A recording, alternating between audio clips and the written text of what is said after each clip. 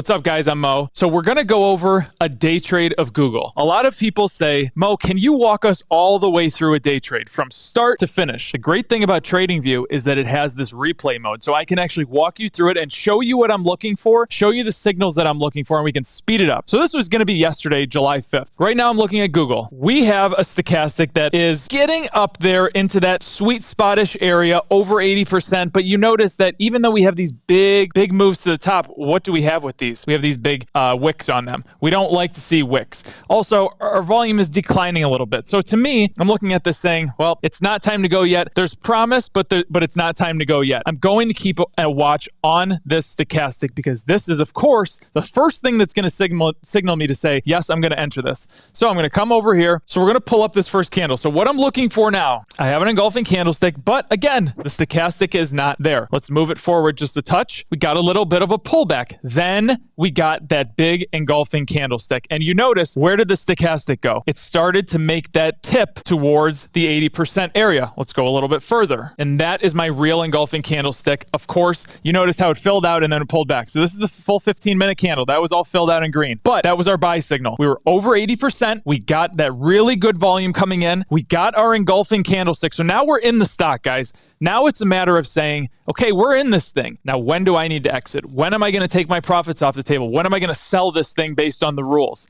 Let's go forward a little bit more. We got a pullback. You notice that it skipped to red right off the bat. This is what it looked like on us. And then we had more buying volume coming in. There's no indication to sell. So this is when a lot of traders will say, oh my God, the stock price pulled back on me. I bought it right here, call it, and the stock price pulled all the way back down here on me in this 15-minute candle. I got to exit. Well, why do you have to exit? Because the stock price went against you? Focus on the trend. Look at this trend. Your trend is actually growing throughout that 15-minute period and getting better for you from a long-term perspective. And the price action doesn't really have a lot to do with it at that point. So let's continue forward again. Then you got a big pullback and again, a green engulfing candle again. So you are still in this thing. Stochastic is still going sideways. The whole point of me making this video right now and showing you these moves that are happening is to show you that you need to have patience. The trend is your friend. When you understand that you are just following this right here and not complete price action up and down, that's when you're going to start to make money. Let's erase this and click one more time. Again, a little bit of a pullback, a little bit of sideways action. You didn't really get much here, but still, trend is still over 80%. Continuing. Now you got a big fall. Now, this is when you might get a little bit scared. You say, hey, I just made all this money on the way up. I think I'm just going to exit right now. But again,